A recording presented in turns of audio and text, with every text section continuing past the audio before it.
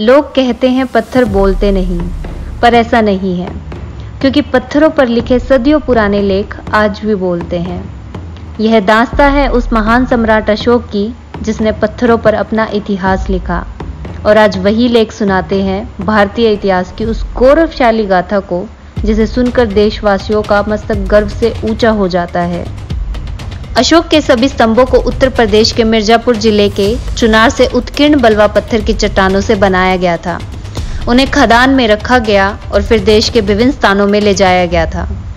देश के विभिन्न स्थानों पर ले जाने से पहले ये खंभे काटे गए, बारीकी से इन पर लेख लिखे गए और इनके किनारों पर नक्काशी की गई।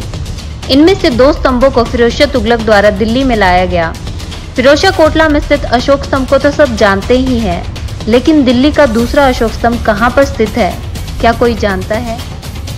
तो यह है वो दूसरा अशोक स्तंभ, जिसे 1365 ईस्वी में मेरठ से फिरोज शाह तुगलक द्वारा दिल्ली में लाया गया और फिरोज शाह तुगलक द्वारा ही दिल्ली में उत्तरी रिज पर बनाए गए उनके शिकार महल के करीब इस स्तंभ को लाकर खड़ा किया गया।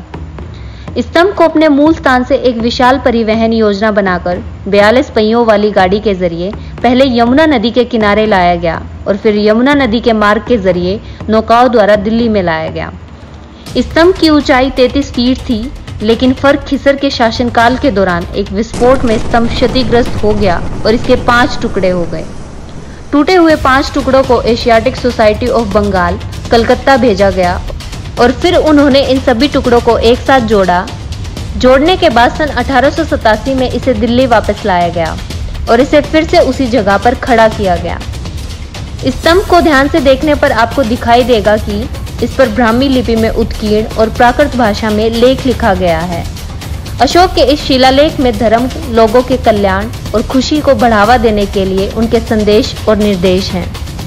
हर दिन हजारों की तादाद में दिल्ली के निवासी उत्तरी रिज से गुजरते हैं और सड़क के बिल्कुल किनारे पर मौजूद होने के बावजूद भी शायद ही किसी की नजर इस स्तंभ पर पड़ती होगी, या शायद ही कोई भूला भटका व्यक्ति पल दो पल के लिए इसे निहारने के लिए आता होगा। गाड़ियों की 24 घंटे चहल पहल के बावजूद अकेला खड़ा ये स्तंभ आज इस बात की गवाही देता है कि हम सिर्फ संरचना में विशाल किलों को ही देखना पसंद करते हैं और आकार में बने इन छोटे और अहमियत भरे स्तंभों या मीनारों को नहीं।